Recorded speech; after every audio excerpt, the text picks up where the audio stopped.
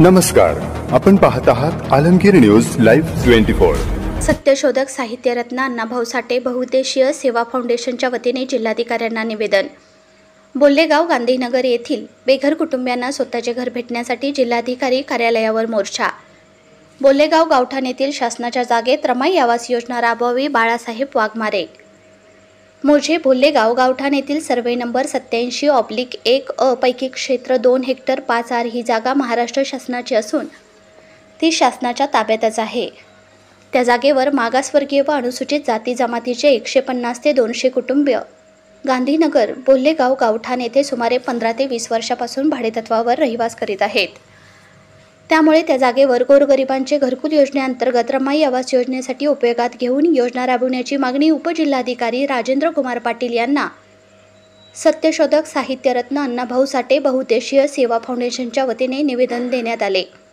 यावेळी फाउंडेशनचे उपाध्यक्ष बाळासाहेब वाघमारे समवेत सतीश साबळे, लक्ष्मण दिवटे, मनीषा शिरसाट, अलका साबळे, जया मोकळ, ललिता लोखंडे, संगीता गाडे, तुकाराम दिवटे, पिंटू तोरडे, प्रीतम अडागळे, आशाबाई पठारे, विशाल लोंढे, आशा मोकळ, जाधव मामा, अण्णा दिवटे, सतीश लोखंडे आदीसह बेघर कुटुंबीय मोठ्या संख्येने उपस्थित होते।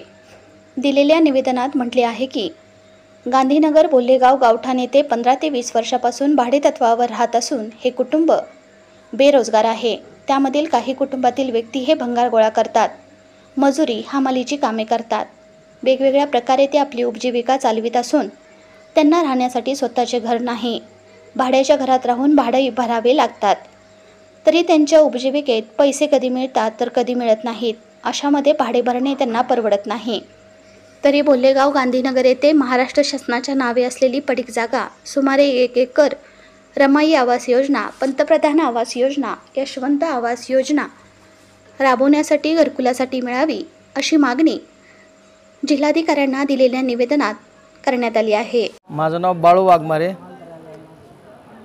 मी घरकुल गोरगरीब आणि अनुसूचित जाती जमातीसाठी घरकुलच्या संदर्भात वारंवार कलेक्टर साहेबांना निवेदन देतो, पाटील साहेबांना निवेदन देतो, महापालिका बी आयुक्त साहेबांना देतो, पण आतापर्यंत त्यांनी मनावर काहीच नाही घेतले। गावठाण जागा बोल्लेगावमध्ये पडलेली 5 एकर, 5 एकरमध्ये निदान मागासवर्गीय लोकांना व अनुसूचित जाती जमातीला घरकुल बांधून मिळण्याबाबत लवकरात लवकर द्यावा, नाही तर एक तर गाढवाचा मोर्चा या कलेक्टर साहेबाच्या ऑफिसवर डायरेक्ट गाढवा घालू आम्ही आणि काम समद बंद करू। गोरगरिबाचं नाही ऐकलं, त्यांना घरकुल नाही बांधून दिलं तर अख्खे गाढवा आणू, भाड्याने गाढवा आणू आम्ही आणि कलेक्टर ऑफिसमध्ये सोडून देऊ आम्ही। हीच माझी नम्र विनंती। लोकांची अर्धी जिंदगी गेली पण अजून पण गोरगरीब लोकांना घरे भेटलेले नाहीत। गोरगरीब लोक वाट बघून बघून जिवंत आपलं जीव संपून जाते, तरी पण अजून लोकांना घरकुल योजनेमध्ये घर भेटत नाहीत। गोरगरीब लोक अजून किती दिवस वाट बघायचं आहे?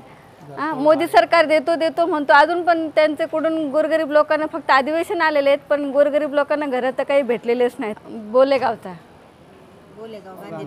बोल्लेगाव गांधीनगर काय करायचं पोरांना शिक्षण? हो, गोरगरीब लोकांनी शिक्षणाकडे लक्ष द्यायचं का? भाडं भरायचं आम्ही, कवर भाडं भरायचं अजून घरचे लोक व्यवस्थित नसतात, पोरांचं शिक्षण करायचं, सुनो बाला त्रास देतात, खायचं प्यायचं काय करायचं, घर चालवायचं का? त्याच्यामध्ये भाडं भरायचं, भाड्यामध्ये लोकांना पण त्रास देतात की एखादी वेळेस जरी भाडं नाही दिलं तरी किती दिवस अजून लोकांना बंगले आहेत पण गरीब लोकांना राहायला सुद्धा घर नाहीत। काय करायचं कलेक्टर साहेबाचं?